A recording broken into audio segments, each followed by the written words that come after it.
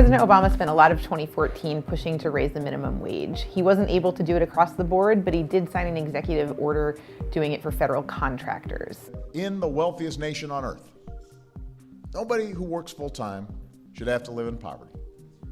Nobody. Not here in America.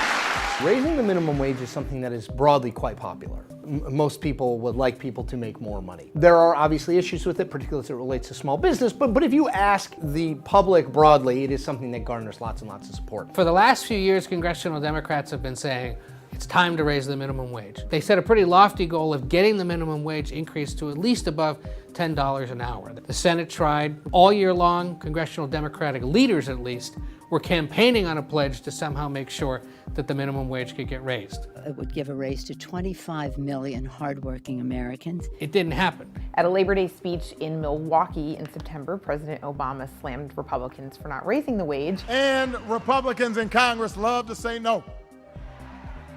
Those are just facts. They're facts of life.